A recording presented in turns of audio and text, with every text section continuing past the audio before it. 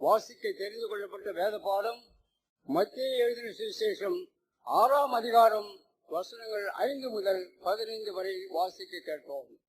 மத்தேயு 5ஆம் அதிகாரம் துவங்கி 7ஆம் அதிகாரம் முடிய நாம் படிக்க போகிறோம். 6ஆம் அதிகாரத்தின் முதல் பகுதியை கடந்த வாரத்திலே நாம் தியானித்தோம். பக்தி என்கிற பெயராலே செய்யப்படுகின்ற 3 முக்கிய காரியங்களை ஆண்டவராகிய கிறிஸ்து இவ்விதமாக அதை கண்டித்து அல்லது அதை மாற்றி அமைக்கிறார். யூத மக்கள் யூத பாரம்பரியத்தின் அடிப்படையிலே தர்மம் செய்வது, ஜெபிப்பது, உபவாசம் பண்ணுவது ஆக இந்த 3 காரியங்களுக்கு அதிக முக்கியத்துவம் கொடுத்திருந்தார்கள். இன்றைக்கு அதுதாங்க நடக்கும். பக்தின்னு சொன்ன மாத்திரத்திலேயே நம்ம இந்த 3 காரியங்களை தான் முக்கியப்படுத்துகிறோம். அதுல என்ன விசனமான காரியம் ஆங்கிலத்தில் சொல்லுவாங்க, the means of grace. உங்களுக்கு அந்த பதத்தினுடைய பொருள் சரியா புரியுதுங்களா? திருச்சபை கிறிஸ்துவின் கிருபையினாலே மீட்கப்பட்ட ஒரு கூட்டம். ஆரம்பமே கிருபைங்க. ஆரம்பமே கிருபை. அப்ப இந்த பக்தி நெறியிலே கிருபையை சார்ந்தவனாக கிருபையினாலே நான் வாழ வேண்டும், செயல்பட வேண்டும். ஒரு ரட்சிக்கப்பட்ட விசுவாசி நான் கிருபையினாலே ரட்சிக்கப்பட்டிருக்கிறேன். கிருபை என்கிற அஸ்திபாரத்தின் மேல் நான் என்னுடைய கிறிஸ்தவ வாழ்க்கை கட்டப்படுகிறது. அப்ப அந்த கிருபையை மறந்து என்னுடைய சுய புண்ணியத்தை சார்ந்து, என்னுடைய சுய பலத்தை சார்ந்து, என்னுடைய சுய சக்தியை சார்ந்து அல்லது சுய நீதியை சார்ந்து நான் செயல்பட ஆரம்பிப்பேன். அது முற்றிலும் தவறான ஒரு காரியம்.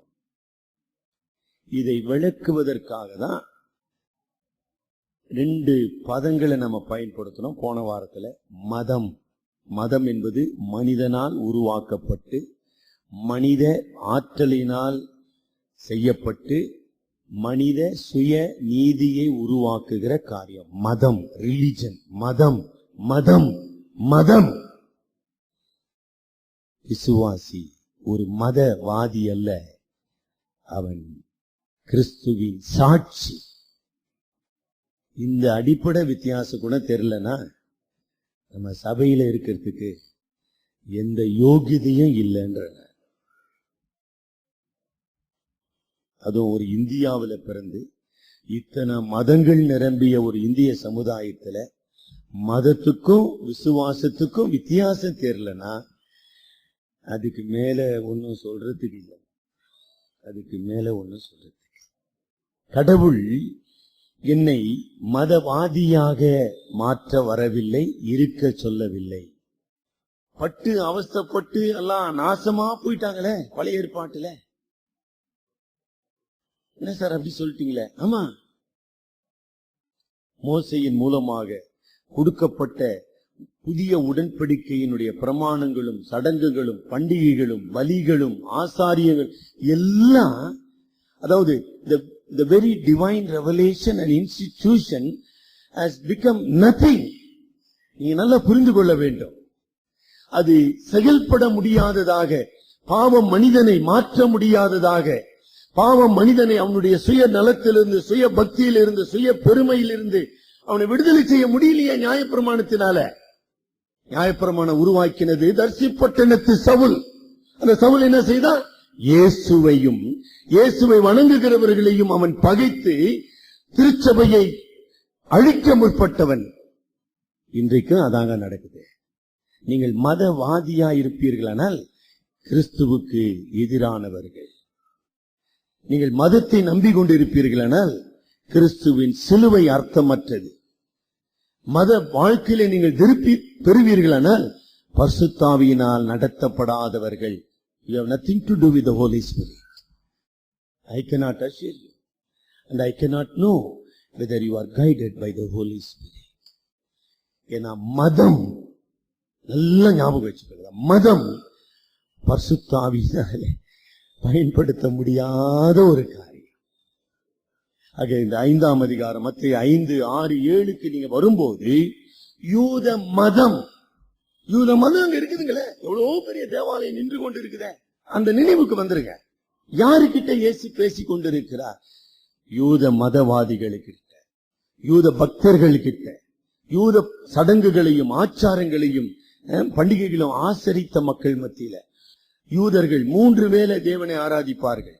அந்த மதம் மதம் மதம் மதம் அந்த மதத்தை அப்படியே துல்லியமா கடைபிடிக்கணும். வெள்ளிக்கிழமையா உபவாசம், அதுவா அது அப்படி அந்த பரிசேயம். இந்த மத வெறியில வாழ்ந்து கொண்டிருந்த மக்களிடத்துலதான் மத்தேயு 6ஆம் அதிகாரத்தை பேசிக் கொண்டிருக்கிறார். பா, உன்னுடைய தர்மம் எல்லாம் பிரயோஜனம் கிடையாதுப்பா, உன்னுடைய ஜெபம் எல்லாம் அர்த்தமற்றவைப்பா. இதுக்கு மேல என்ன உங்களுக்கு விளக்கணுங்க? படிச்சீங்களா? 5ஆம் வசனத்துல சொல்றாரு, அடடடடா, நீ மாய்மான ஜெபம் பண்ணி பண்ணி பண்ணி பண்ணி இப்படியே வாழ்ந்து நிக்கிறியப்பா, உனக்கும் கடவுளுக்கு என்ன சம்பந்தம்? 7ஆம் வசனத்துல ஜெபம்னு சொன்னா போதும், சொன்னதையே திருப்பி சொல்லுனேன். இன்னைக்கு சில ஆவிக்குரிய சபைன்னு சொல்றாங்க அப்படின்னு ஒரு சபை, அது என்னன்னு அப்புறம் என்கிட்ட கேட்டு தெரிஞ்சுக்க. அங்க என்ன செய்ய, எல்லாரும் சொல்லுங்க அல்லேலூயா. எத்தனை முறை? ஒரு 1000 முறை. 7ஆம் வசனத்துக்கு அதுக்கு என்ன சம்பந்தம்? அதாவது ஒரு காரியத்தை நான் போன வாரம் சொன்னேன், மந்திரம் சொல்வது போல நீங்கள் அலப்பாதீர்கள். never repeat the prayers. கத்தோலிக்க மதத்துல அந்த பழக்கம் உண்டு. எல்லா மதங்களிலும், இந்து மதங்களிலும் ஸ்லோகங்கள் உண்டு, மந்திரங்கள் உண்டு. இதெல்லாம் புரியுதுங்களா? do you understand what is religion? அதெல்லாம் எடுத்துட்டீங்கன்னா அந்த மதமே கிடையாதுங்க. there is no religion if you take away all these things. ஆண்டவர் சொல்றார், அது அல்ல பக்தி, அது அல்ல விசுவாசம், அது அல்ல சீஷத்துவம், அது அல்ல பரிசுத்த ஆவியினுடைய புது வாழ்வு. that is not. தவறான ஒரு நிலையிலிருந்து நம்மை விடுதலை ஆக்கிக் கொள்வோம். அலப்பாதே. நம்ம ஆண்டவருக்கு ஸ்தோத்திரம் சொல்லணுமா? அதுல எனக்கு எந்த பிரச்சனையும் இல்லம்மா. ஒரு இந்து மாதிரி புலம்பின்னு இருக்காது, பஜனை பாடின்னு இருக்காது. never repeat that. உங்களுக்கு ஏதாச்சும் டேப் பாயிண்ட் கொடுக்கட்டுங்களா? இந்து எப்படி ஜெபம் பண்றான், எப்படி பாட்டு பாடுறான், எப்படி பஜனை பண்றான்னு அதே ஆண்டவர் செய்ய சொன்னாரு. ஒரு வார்த்தை சொன்னாலும் அதை அர்த்தத்தோடு விசுவாசத்தோடு செய்ய கற்றுக்க. அதான் படிக்க போறோம், இன்னைக்கு படிக்க போறோம். எந்த சூழ்நிலையிலே ஆண்டவராகிய கிறிஸ்து தம்முடைய ஜெபத்தை சீஷர்களுக்கு சொல்லிக் கொடுக்கின்றார்? மாய்மாலமான ஜெப பழக்கம் உள்ள ஒரு சமுதாயத்துல, அர்த்தமற்ற ஜெபங்களை சொல்லிக் கொண்டிருக்கிற இல்லையா, சொல்லிக் கொண்டிருக்கிற ஒரு சமுதாயத்தில் ஆண்டவர் பேசிக் கொண்டிருக்கிறார். அது மாத்திரமல்ல, அந்த ஜெபத்துல இருக்கிற ஒரு பெரிய குறைபாடு, கடவுளை நன்றாக கவனிக்க. யூதர்கள் உட்படமா கடவுளை அவர்கள் பிதாவாக அறியவில்லை, இன்க்ளூடிங் ஜூஸ்.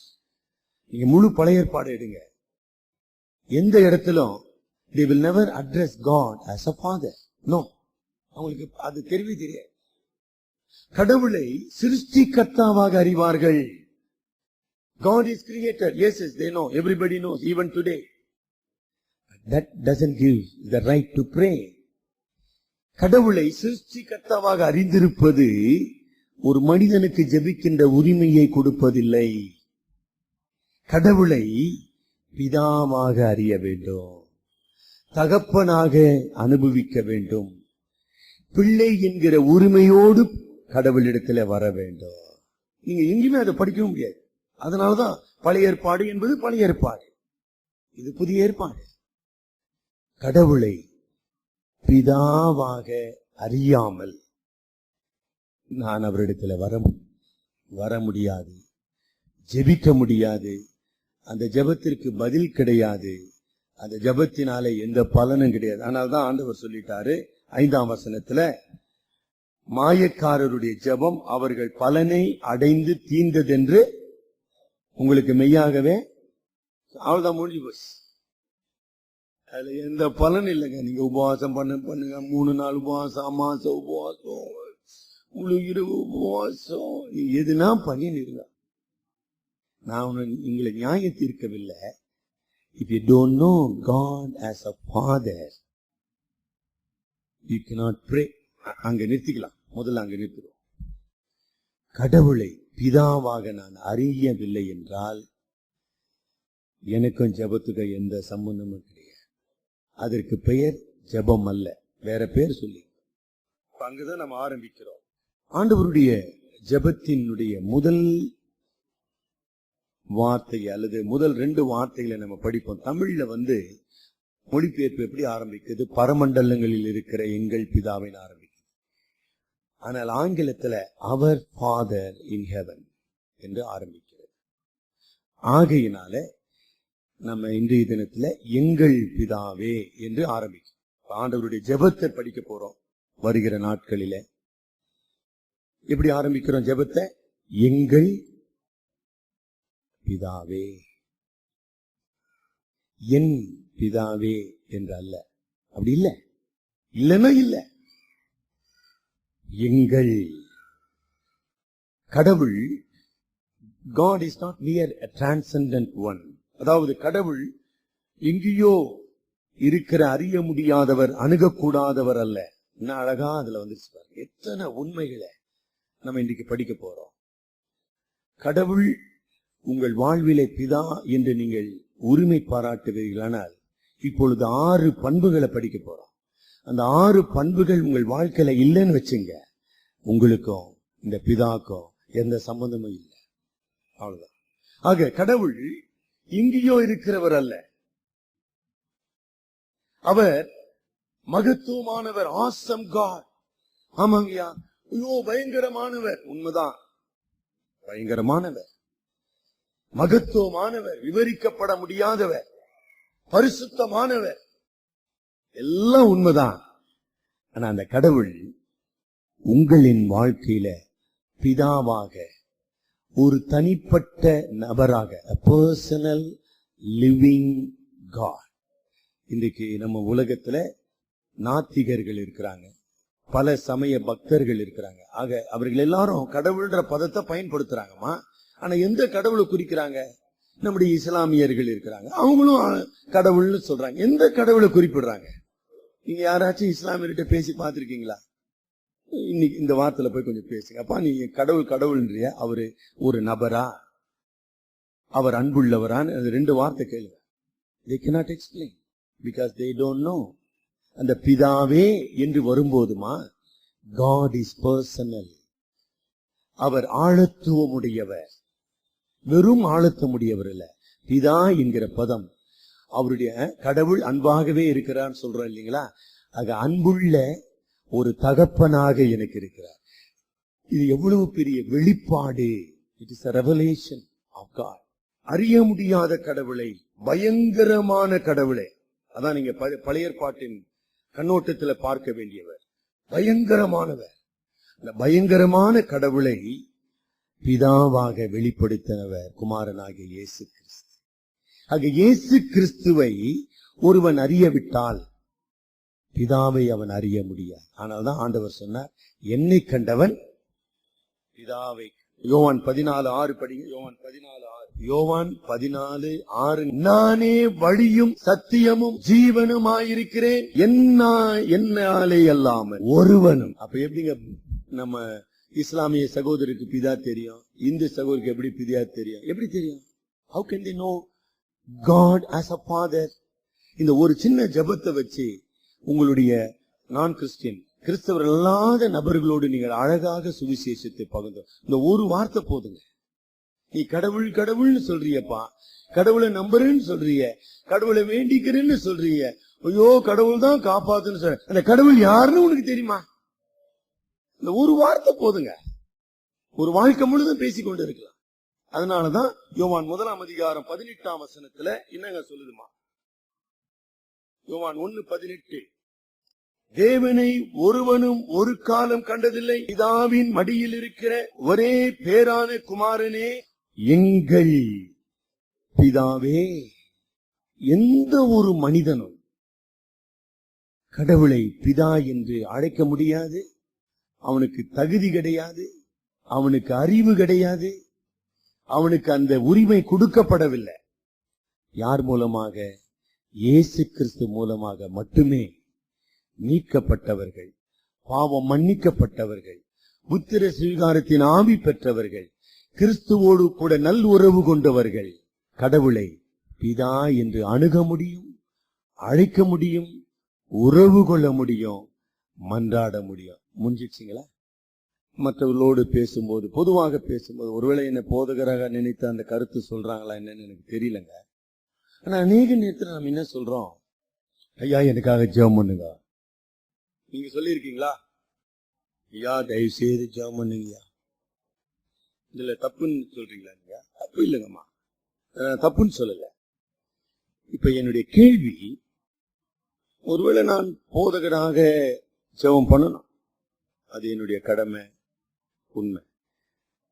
ஆனா எனக்குள்ள இருக்கிற ரெண்டு கேள்விக்கு எனக்கு பதில் தெரிய மாட்டேன். என்ன பதில்?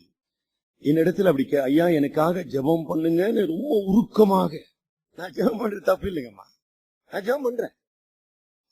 ஆனா என்னுடைய கேள்வி, do you enjoying this glorious God as your Father? அது எவ்வளவு பெரிய வேதனையா இருக்கலாம், நெருக்கடியா இருக்கலாம், எத்தனையோ மரணங்க வீட்டுல, எத்தனை மரணத்துக்கு நான் வந்திருக்கிறேன், எத்தனை அடக்க ஆராதனை நான் பங்கு பெற்று இருக்கிறேன், எவ்வளவு வேதனைக்குள்ளாக நீங்க கடந்து சென்றிருக்கீங்க. என்னுடைய அன்பான கேள்வி, அந்த கட்டத்துல கடவுள் உங்களுக்கு பிதாவாக இருந்தாரா, இருக்கிறாரா? அதுக்கு சொல்லுங்க பதில். நீங்க சொன்னது தப்பு இல்ல. I'm not criticizing you negatively, but my sincere inquiry is, do you enjoy God as a father? அதுதான் எனக்கு தேவை.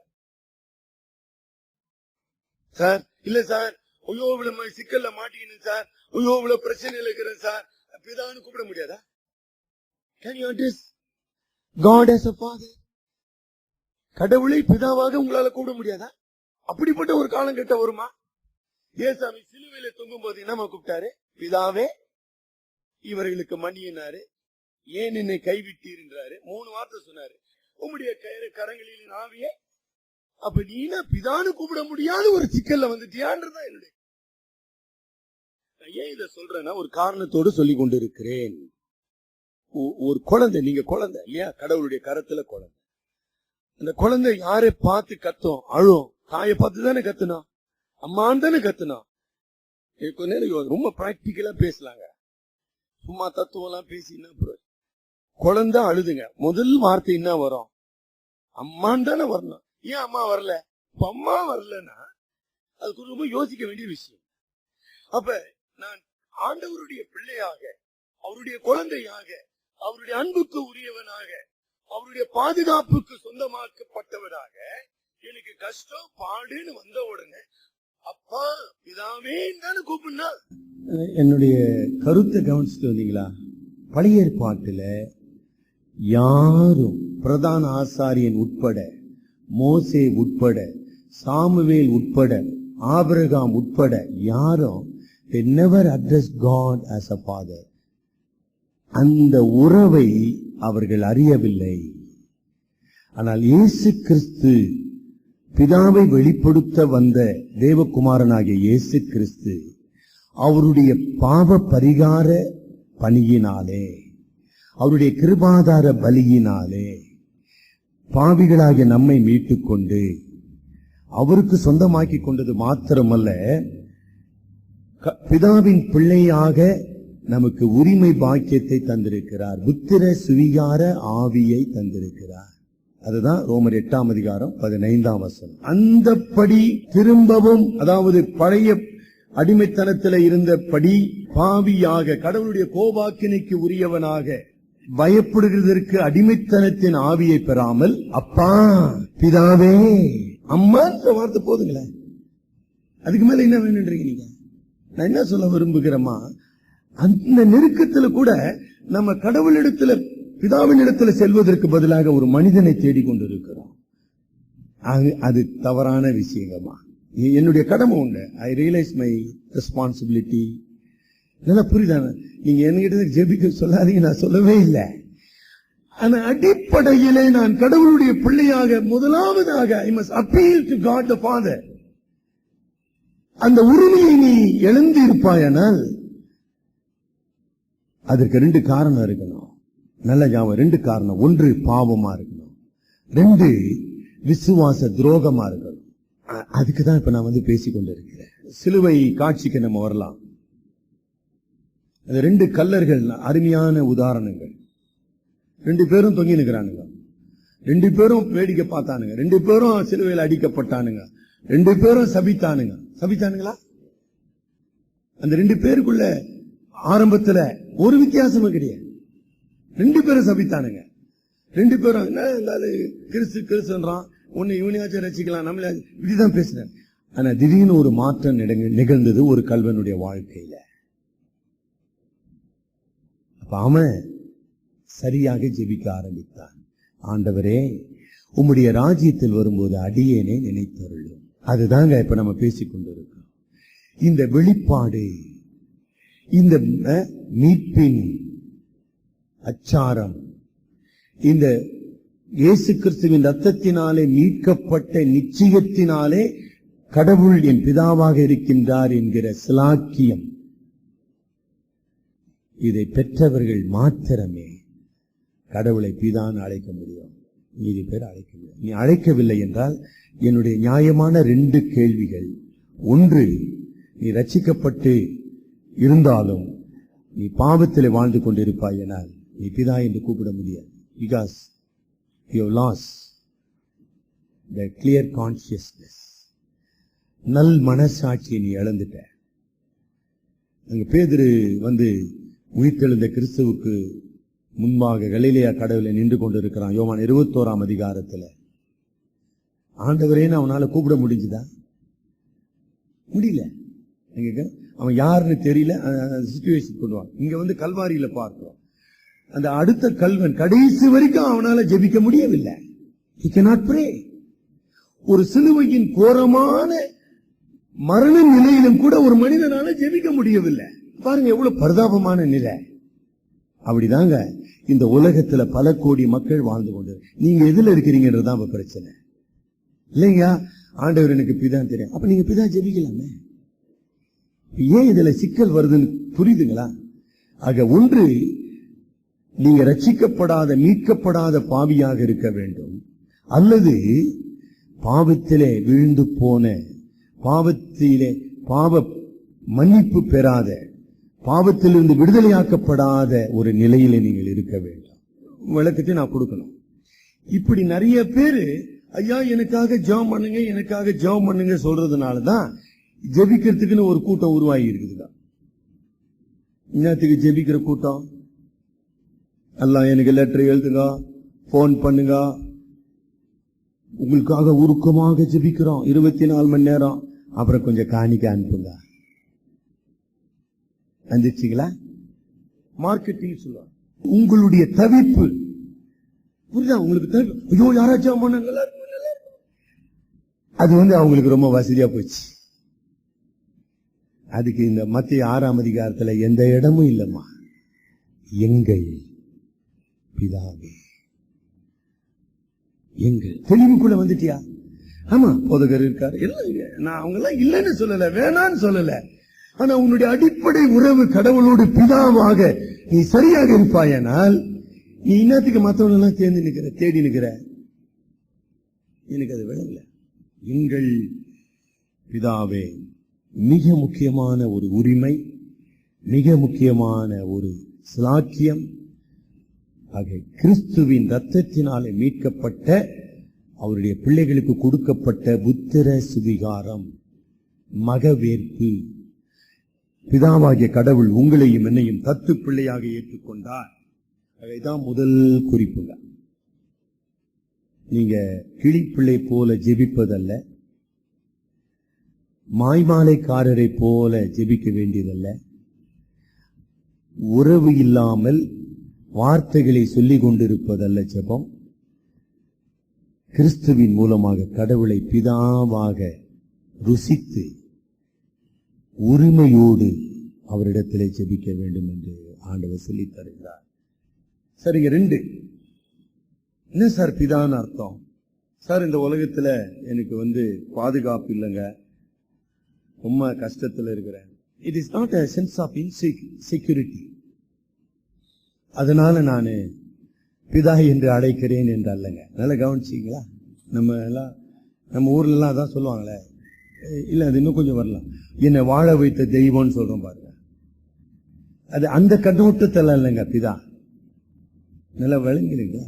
அது ஆண்டவர் பிதாவாகிய தேவன் நம்மை பராமரிக்கிறார், அது வேற விஷயம். ஜீவனுக்கும் சொந்தமாகவும் பெற்றதினாலே நான் அவரை பிதாவாக அழைக்கிறேன்.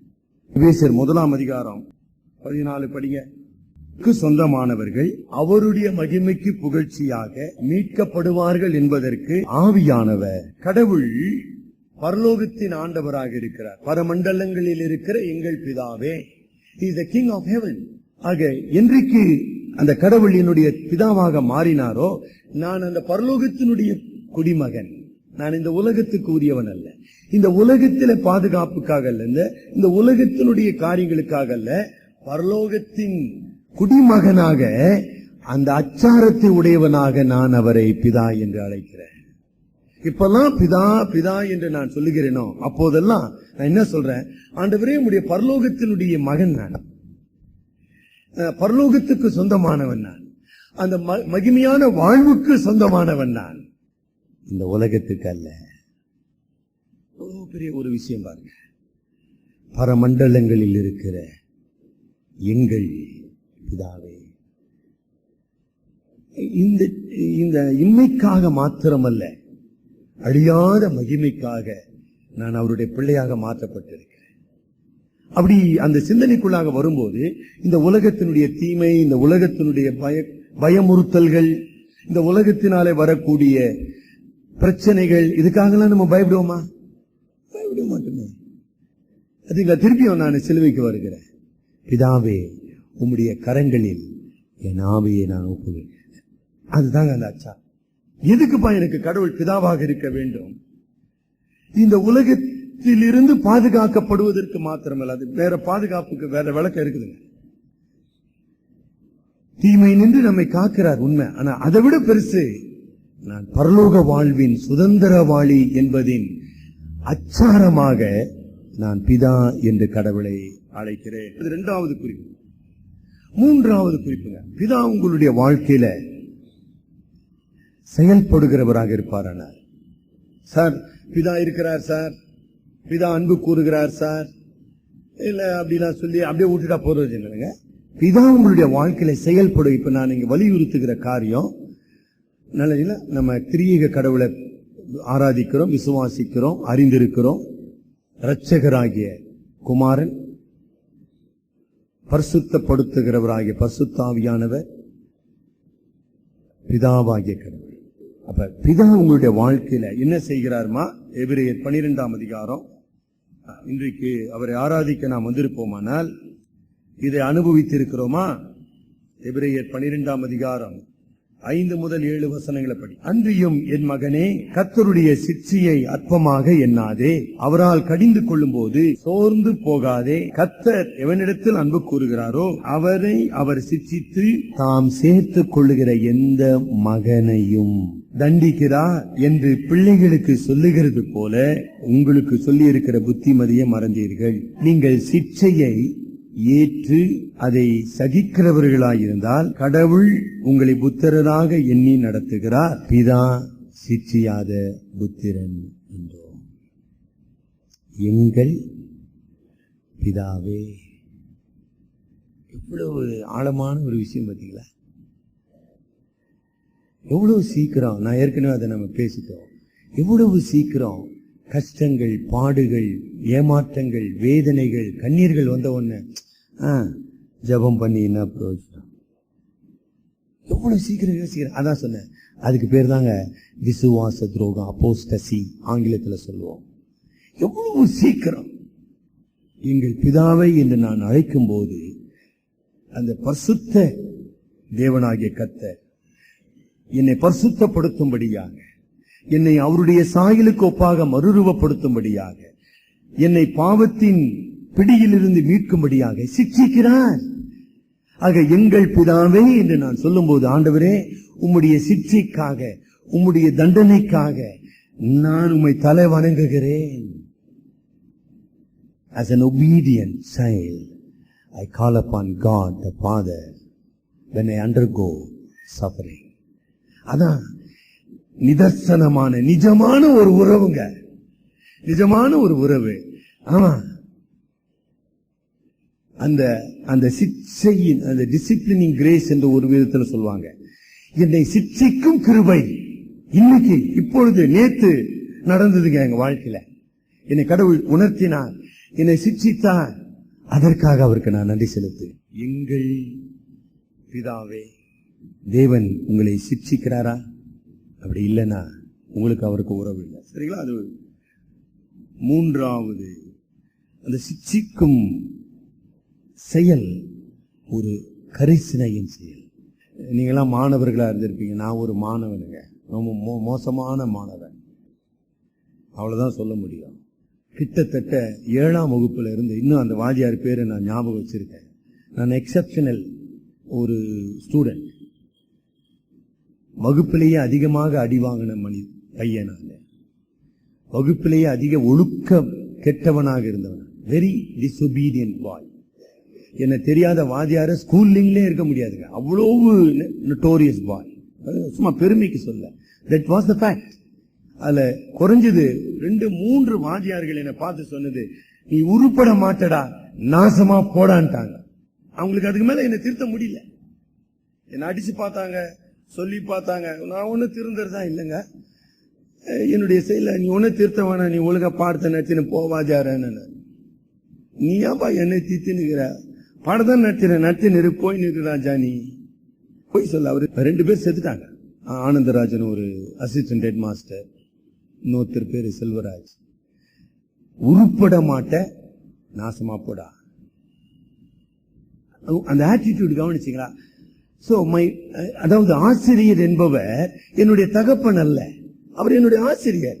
அவர் ஏதாவது அடிக்கிறாரு, ஒதுக்கிறாரு, நான் திருந்தலன்னு முடிவு வச்சேன், நாசமா போ, பினிஷ்ட். அதாவது உறவை முறித்துக் கொள்ளுகின்றார். நீ உருப்பட்டாலும் சரி, உருப்பட போனாலும் சரி, நீ பற்றாலும் சரி, படிக்க எனக்குனடா படா. கடவுள் அப்படி நம்மை விடுவதில்லை. தேவன் கர்த்தர் எவனிடத்தில் அன்பு கூறுகிறாரோ அவனை சிட்சிக்கிறார். உனக்கு அது புரியுதா? கடவுள் ஏன் என்னை சிட்சிக்கிறார், ஏன் என்னை உணர்த்துகிறார், ஏன் என்னை தண்டிக்கிறார்? நான் மனம் திரும்ப வேண்டும். Disciplining grace. சரிங்களா? 4வது உண்மைக்கு வரலாங்க. 4வது உண்மையும் ரொம்ப முக்கியமான ஒரு உண்மைங்க. என்ன உண்மைங்க?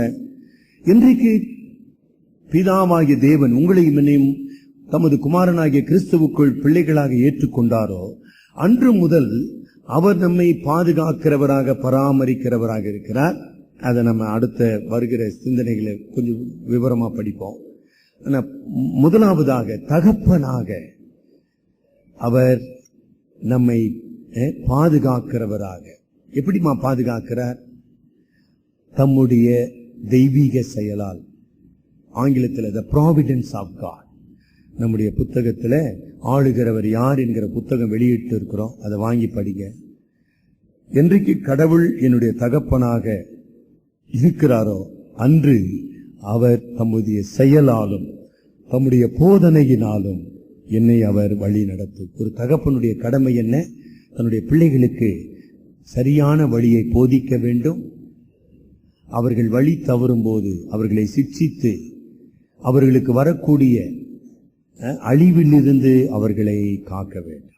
அதானே தகப்பனாக கடவுள் என்னை தொடர்ந்து போதித்துக் கொண்டிருக்கிறார். என்னை தொடர்ந்து தமது தெய்வீக செயலாலே பாதுகாக்கிறார். The providence of God. ரோமர் 8ஆம் அதிகாரம் 28ஆம் வசனம். ரோமர் 8:28. மத்தேயு 6ஆம் அதிகாரம் 32-33 வசனங்களிலே, முதலாவது தேவனுடைய ராஜ்யத்தையும் அவருடைய நீதியையும் தேடுங்கள், அப்பொழுது இவைகள் எல்லாம் கூட கொடுக்கப்படும். என்ன அழகான ஒரு வசனம் அங்க சொல்றாரு. 32ஆம் வசனத்துல அதாவது இந்த உலகத்துக்குரியவைகளை எல்லாம் அஞ்ஞானிகள் நாடி தேடுகிறார்கள், இவைகள் எல்லாம் உங்களுக்கு வேண்டியவைகள் என்று உங்கள். அந்த இடத்துல ஆண்டவர் என்ன அழகான சொல், பரம பிதா அறிந்திருக்கிற. நீ இன்னத்துக்கு கவலைப்பட்டுக்கிற, இன்னத்துக்கு புலமின் இருக்கிற, இன்னத்துக்கு ஒப்பாரி வைக்கிற, இன்னத்துக்கு இருக்கிறவங்க கிட்ட எல்லாம் போயின்னு இருக்கிற, எதுக்குன்னு கேட்கிற. கடவுளுக்கு எது சித்தமோ அது நடக்கட்டுங்க, இல்லையா விட்டுருப்பா. ஏன் அங்க வரமாட்டேங்கிற? புரியுதா உங்களுக்கு? அதாவது ஜெபம் என்னை கட்டுப்படுத்த வேண்டுமா? நான் ஜெபம் பண்ணிட்டு சும்மா போயல அப்படியே சொன்னாரு. எலியாவுக்கு பஞ்சம் வந்துச்சுங்க, என்ன பண்றது? பழைய ஏற்பாடு உதாரணம் ஒண்ணு சொல்லுவோம். எலியா காலத்துல பஞ்சம் வந்துச்சு. பஞ்சம் வந்துச்சா எலியா? சரி எலியா, அதுக்கு ஆக என்ன, பக்கத்து பெலிசியா இருக்குது, பெலிசியா ஊரு, அங்க போய் கொஞ்ச நாள் இருந்தாரா? இல்ல ஒரு திருவோடு எடுத்துன்னு அங்க பிச்சை கேட்டுன்னு வாங்கினாரா? இல்ல. என்ன புரிஞ்சுக்கிட்டீங்க எலியா வாழ்க்கையில? நீ சாரி பார்த்து விதவை நண்டிக்கு போ, அங்கு விதவை கொண்டு உன்னை போஷிப்பங்க. அதுக்கு முன்னதாக நீங்க அவனை பார்ப்பீங்கன்னா, அவன் கேரித் ஆற்றண்டையிலே ஒரு கொகையில ஒளிந்து கொண்டிருந்தான். ஆகாப் ராஜாவுக்கு பயந்துனே. The providence of God, கடவுளின் சர்வ ஏகாதிபத்தியம். கேரித் ஆற்றண்டையிலே ஒளிந்து, அவன சின்ன ஊற்று, அதுல தண்ணி குடிக்கணும். அவன் இப்ப குடிக்கிற அக்வா வாட்டரும் அந்த வாட்டர்லாம் ஒண்ணும் கிடையாது சார். அப்புறம் என்னங்க, எப்படி ஆண்டவரே காக்கா எடுத்துன்னு வரோம்? காக்கா எப்படிங்க எடுத்துன்னு வரோம்? என்ன சாமி நீ சொல்ற? காக்கா இருக்கிறத புடிங்கன்னு போவோம். அதான் நமக்கு தெரிஞ்ச அனுபவம். காக்கா காலையும் படிச்சு பாருங்க, காலையும் மாலையும் அவனுக்கு உணவை கொண்டாந்து கொடுத்தது. என்ன அற்புதமான ஒரு தேவன். That is providence of God. யாரும் உன்னை திருவோடு எடுத்துன்னு சுத்தின்னு வர சொல்ல. அதுக்கு என்னத்துக்கு கடவுள் பரமபிதா? புரிஞ்சுதா? அதுக்கெல்லாம் நேரம் இல்லை. அவ்வளவு விஷயம் அதில் அடங்கிருச்சு. அவர் என்னுடைய பரமபிதா. அவர் என்ன கொடுக்கிறார்? அவர் படி அழைக்கின்றவராக இருக்கிறார். அவர் ஒருபோது என்னை மறக்க முடியாது, மறப்பதில்லை, என்னை கைவிடுவதில்லை. அவ்வளவுதான். There is the matter. போதும், அவ்வளவுதான். ஜபம் நிறுத்துப்பா அதோட ஜபத்தை. இரண்டாவது உண்மைக்கு நம்ம வருகிறோம். கருமையானவர்களே, ஜபம் என்பதை போன வாரம் நம்ம படிச்சோம். அது சுய நலத்துக்காக அல்ல, சுய தேவைகளுக்காக மட்டுமல்ல, அது பொது நலத்தை அடிப்படையாக கொண்டது. கார்பரேட் சொல்றோம். அதனால்தான் அந்த வார்த்தை எங்கள் பிதா. என் பிதா மட்டுமல்ல, இந்த கடவுள் என்னை போல அவரால் தெரிந்து கொள்ளப்பட்ட மக்கள், அவருடைய குமாரினால் மீட்கப்பட்ட மக்கள் இந்த உலகத்தில் இருக்கிறாங்க. நான் எந்த அனுபவத்தில் கடந்து செல்கிறேனோ அதே அனுபவத்துக்குள்ளாக அவர்கள் கடந்து செல்கிறார்கள். ஆக எனக்கு என்ன தேவைகள் உண்டோ அதை விட மற்றவர்களுடைய தேவைகள் அதிகம். அப்ப எங்கள் பிதாவே. ஆக ஒரு விசுவாசி தன்னுடைய உடன் விசுவாசிக்காக, அவர்களுடைய தேவைகளுக்காக, அவர்களுடைய பிரச்சனைகளுக்காக, அவர்களுடைய விடுதலைக்காக, அவர்களுடைய சமாதானத்துக்காக அவனுக்கு ஜெபிக்க தெரியவில்லை என்றால் அவன் விசுவாசியா என்பது கேள்வி. If you can't pray for others, whether you are a believer is under question. நீங்கள் மெய்யாகவே விசுவாசியா? ஏன்னா உனக்கு மற்றவங்க தேவை தெரியல, மற்றவங்க கஷ்டம் தெரியல, மற்றவங்க தேவை புரியல, அப்பனா அது பரிசெய்ய ஜெபம் இல்லையா? லூக்கா 18 ஒருத்தன் ஜெபம் ஆன பாருங்க. ஐயோ ஐயோ, அந்த ஜெபம் இல்லைங்க. அது எங்கள் பிதாவே. அப்படி நான் ஜெபிக்கும் போது, என்னுடைய உடன் விசுவாசிக்காக நான் ஜெபிக்க வரும்போது, அவங்களுக்கு இடரெல்லாம் செஞ்சுட்டேன். சரோஜாமா இங்க உட்கார்ந்து நிற்கிறாங்க, கண்ணாபின்னான்னு திட்டி சண்டை போட்டு இங்க வந்து ஜெபம் பண்ண முடியுமா சரோஜாமாவுக்காக? எப்படிங்க முடியும்? அதான் பின்னால வருது, மனுஷருடைய தப்பிதங்களை நீங்கள் அவர்களுக்கு மன்னியாதிருந்தார் உங்களுடைய தப்பிதங்களை பிதாவானவர் மன்னிக்க. எப்படி வந்துச்சு பாத்தீங்களா? அது முடியாத ஒரு காரியம். உடன் விசுவாசி மாத்திரமல்ல, ஆமா அது தவறு செய்திருந்தாலும் சரி, ஐ மஸ்ட் ஹேவ், அதாவது ஒன்னஸ் ஆஃப் த ஃபெலோஷிப், திருச்சபையின் ஐக்கியத்துக்குள்ளாக ஒருமனப்பட்டவனாக, ஒன்றுபட்டவனாக, சகோதரருடைய பலவீனங்கள், குறைகள், குற்றங்கள் எல்லாவற்றின் மத்தியிலும் அவர்களை மன்னித்து, அவர்களை ஏற்றுக்கொண்டு, அவர்களுக்காக ஜெபிக்கிறவனாக நான் இருக்க வேண்டும். அப்பதான் எங்கள் பிதாவே. எவ்வளவு அர்த்தமுள்ள ஒரு ஜெபம் இல்லைங்க? ஆறாவது பண்பு, பிதாவுக்கும் பிள்ளைக்கும் உள்ள உறவு என்று சொல்லும் போதுங்கம்மா, அந்த உறவினாலே என்னுடைய தன்மை மாற்றி அமைக்கப்பட வேண்டும். கடவுள் குமாரனாகி கிறிஸ்துவின் மூலமாக என்னுடைய பிதாவாக இருப்பாரானால், கடவுள் தம்முடைய பரிசுத்த ஆவியானவராலே எனக்குள் வாசம் பண்ணுகிறவராக இருப்பாரானால், என்னை பாவியாகிய பிறந்த என்னை, பாவத்தினாலே உருவிழந்து போன என்னை, அக்கிரமத்தினாலே அழிந்து போகிற ஒரு குஷ்டரோகியை உங்க கண்ணு முன்னால நிறுத்தி வைங்க. குஷ்டரோகி அம்மா உட்காந்து ரொம்ப நாள் ஆச்சு நான் குஷ்டரோகியை பார்த்து. இந்த 2 கையிலையும் எந்த விரலும் இல்லை, 10 விரலும் இல்லை, அப்படிதான் நான் இருக்கிறேன். இப்படி உருவிழந்து போன என்னை கடவுளின் பிதாவாக இருப்பாரானால் என்னை புது சிருஷ்டியாக மாற்ற வேண்டும். அவருடைய சாயலாக மறுரூபமாக்க வேண்டும். அவருடைய தன்மை என்னிலே வெளிப்பட வேண்டும். வாழ்க்கையில வெளிப்படுதா? இல்ல சார், குஷ்டரோகி தான் இருக்காரு, அவராக தான் இருக்கிறார், அப்புறம் என்னத்துக்கு அவர் பிதாவா இருக்காரு? 2 பகுதி படிச்சு 1 பேதுரு 1ஆம் அதிகாரம் 14 to 16 வசனங்களை கூப்பிட்ட சார், நான் அப்படியே தான் சார் இருக்கிறேன். அப்படியே இருக்கிறதுக்கு என்னதுங்க அவர் பிதா?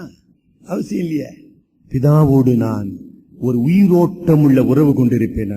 அந்த பிதாவினுடைய வாழ்வு ஜீவன் எனக்குள்ளே கிரியை செய்யுமானால் நான் ஒரு புது சிருஷ்டியாக மாற்றப்பட வேண்டும். நீங்க மாறி இருக்கீங்களா? பரிசுத்த தன்மை உங்களுக்குள்ளே வளர்ந்து கொண்டு வருகிறதா? 1 தெசலோனிக்கேயர் 4ஆம் அதிகாரம் 1 தெசலோனிக்கேயர் 4ஆம் அதிகாரம் 1ஆம் வசனம் 4 முதல் 5 வசனம். 6 பண்புகள்.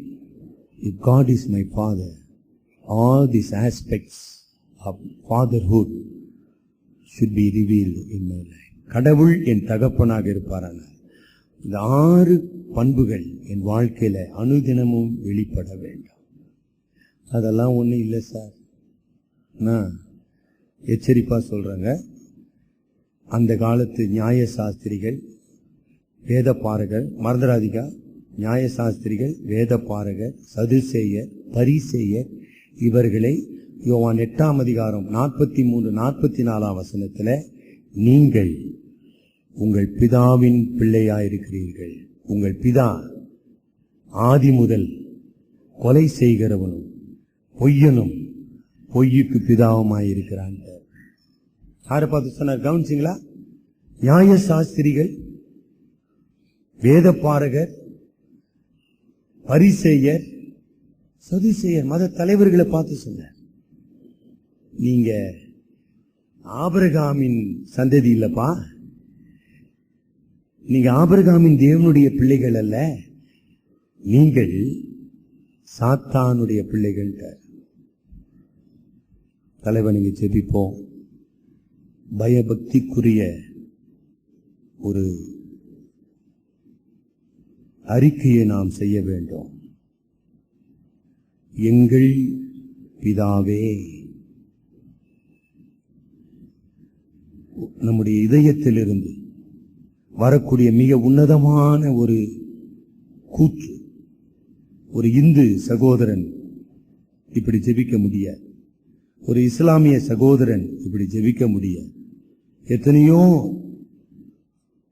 தர்மங்களையும் தானங்களையும் யோகங்களையும் புண்ணியங்களையும் செய்த எந்த ஒரு நபரும், விவேகானந்தா என்னென்னமோ சொல்றாங்க, இந்த உலகத்துல பெரிய பெரிய மனிதர்கள் எல்லாம், அவர்கள் எல்லாரும் பரிசுத்த கடவுளை பிதா என்று அழைக்க முடியாதவர்கள். இன்றைக்கு நீங்களும் நானும் பிதா என்று அழைக்க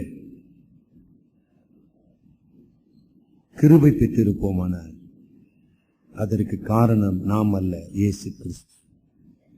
அவருடைய கிருபாதார பலி, அவருடைய நீதி அல்லது புண்ணியம், அவருடைய மீட்பு அல்லது புதிய பிறப்பு, பரிசுத்த ஆவியானவரின் உறைதல், இவைகளை நினைத்து நாம் அவரை துதிக்கிறோமா? என்னுடைய வாழ்க்கையில பிதாவை அறிந்திருப்பதினாலே நெருக்கத்தின் மத்தியிலே, வேதனையின் மத்தியிலே அவரை தைரியமாக நான் அணுகுகிறேனா? அவருடைய சத்தியத்தினாலும் சிற்றையினாலும் நான் போதிக்கப்பட்டு, உணர்த்தப்பட்டு, கடிந்து கொள்ளப்பட்டு வழி நடத்தப்படுகிறேனா? அவரை போல பரிசுத்தமாயிருக்க நான் வாஞ்சிக்கிறேனா? என்னுடைய உடன் விசுவாசிகள் என்னுடைய வாழ்க்கையினாலே இடரல் அடையாத படிக்கு அவளிடத்தில் நான் அன்பு கூர்ந்து அவர்களுக்காக நான் கண்ணீர் விட்டு மன்றாடி போராடி ஜெபிக்கிறேனா? நம்மை தாழ்த்துவோம். அன்பின் ஆண்டவரே, எங்களை தேடி வந்த எங்கள் இரட்சகரே, பரிசுத்தராகி உம்மை எங்கள் தகப்பனாக நாங்கள் கொண்டிருக்கிறபடியினாலே நாங்கள் நன்றி செலுத்துகிறோம். பிதா என்கிற உரிமைக்காக, புத்திர சுவிகார ஆவிக்காக, அதன் மூலமாக எங்களுக்கு கிடைத்திருக்கிற உன்னத பாக்கியங்களுக்காக நாங்கள் உமக்கு நன்றி செலுத்துகிறோம். நாங்கள் இதை இழந்து போகாமல், இதை நாங்கள் அசிட்டை செய்யாமல், நாங்கள் உண்மை உள்ளவர்களாகவும் உமக்கு கீழ்ப்படுகிறவர்களாகவும் உண்மையிலே நாங்கள் நிறைவு பெற்றவர்களாகவும் உம்முடைய ராஜ்யத்தின் மக்களாகவும் உமது நாமத்தை நாங்கள் பரிசுத்தப்படுத்த உதவி செய்ய அருமை இரட்சகர் மூலம் ஜெபிக்கிறோம் பிதாவே. ஆமேன்.